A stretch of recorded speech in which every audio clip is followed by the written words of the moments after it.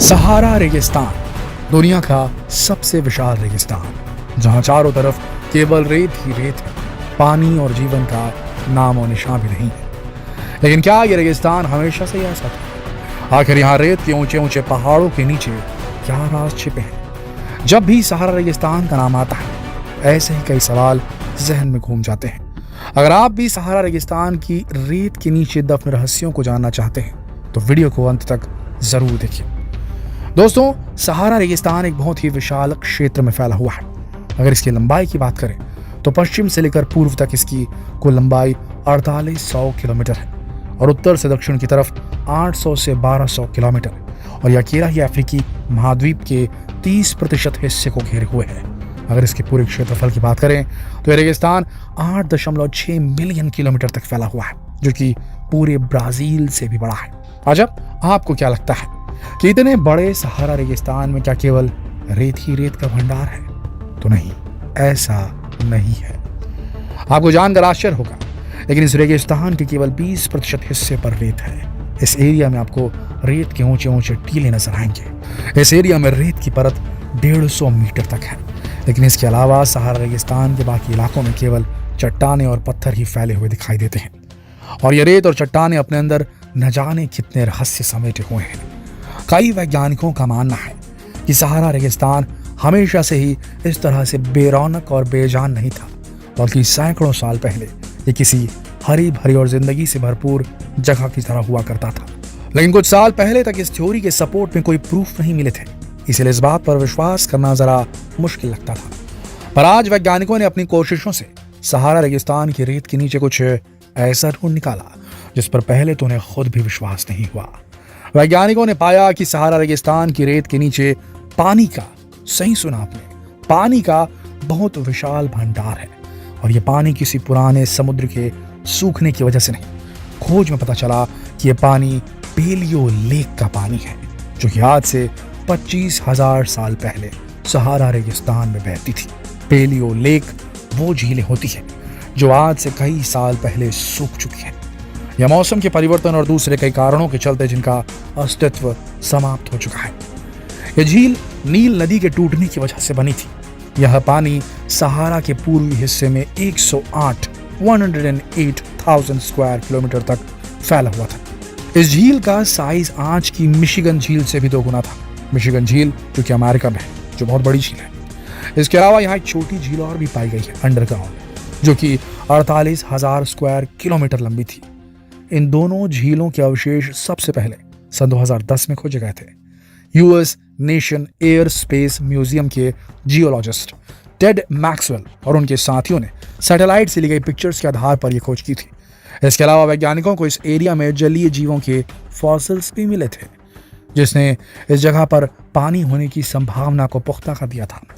और जब सभी सबूतों को एक साथ रखा गया तो यह कंफर्म हो गया कि आज से हजारों साल पहले नील नदी इस एरिया से बहती थी, सहारा से बहती थी।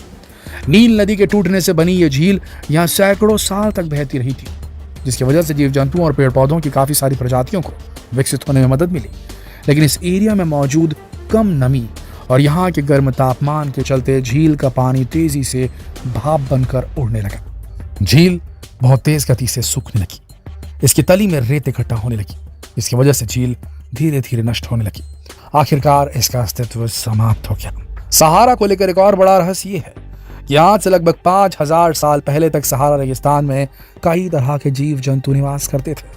इस एरिया में एक बड़ी नदी भी थी जिसका नाम टॉमन रोसेट रखा गया है। ये प्राचीन नदी पश्चिमी अफ्रीका से होकर बहती थी। इस नदी की कई सहायक नदियां भी थीं और ये नदी 500 किलोमीटर से भी ज्यादा लंबी दूरी का सफर तय करके अटलांटिक महासागर में जाकर मिलती थी। लेकिन ये नदी भी यहाँ के गर्म क्लाइमेट की वजह से सूख गई और यहाँ से जीवन लगभग समाप्त हो गया।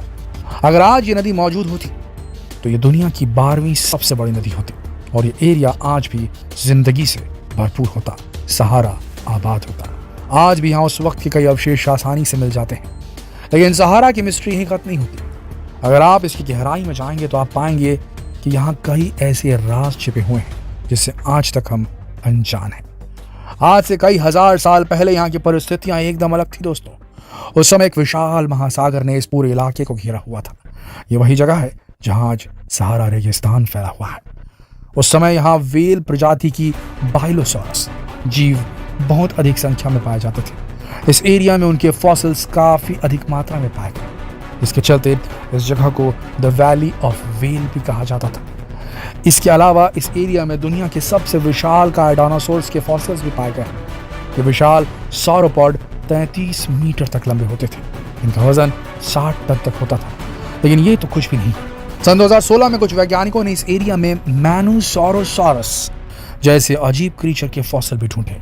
ये खोज पूरी दुनिया के लिए एक सेंसेशन थी, क्योंकि सहारा रेगिस्तान में जहां जीवन की कोई संभावना नहीं है, वहां एक के बाद एक जीवन के सबूत मिलने शुरू हो चुके हैं। इसके अलावा वैज्ञानिकों को यह भी पता चला कि आज से हजारों साल पहले यहाँ मानव सभ्यता भी मौजूद थी।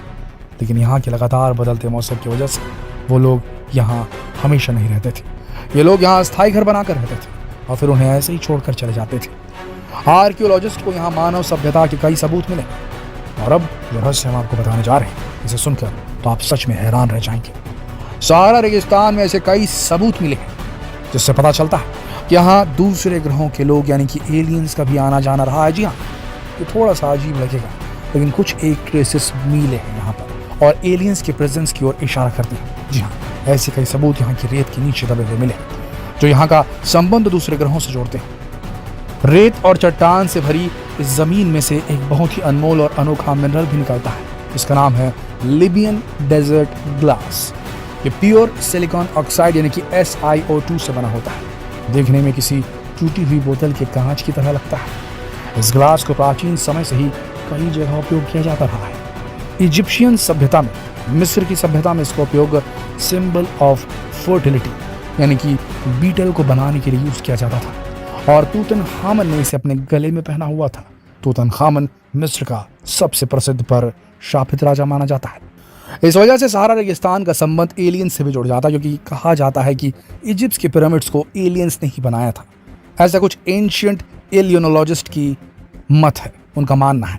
वैज्ञानिकों का कहना है कि आज से सैकड़ों साल पहले सहारा रेगिस्तान में कोई उल्का पिंड टकराया था, जिसकी वजह से सहारा की जमीन में इस तरह के रत्न जमा हो गए, जैसे कि लिबियन डेजर्ट ग्लास, क्योंकि उस समय यहाँ का तापमान बहुत ज्यादा हो गया होगा और इसी वजह से जमीन के अंदर कई तरह के परिवर्तन हुए और इसी के परिणाम स्वरूप लिबियन डेजर्ट ग्लास का निर्माण हुआ।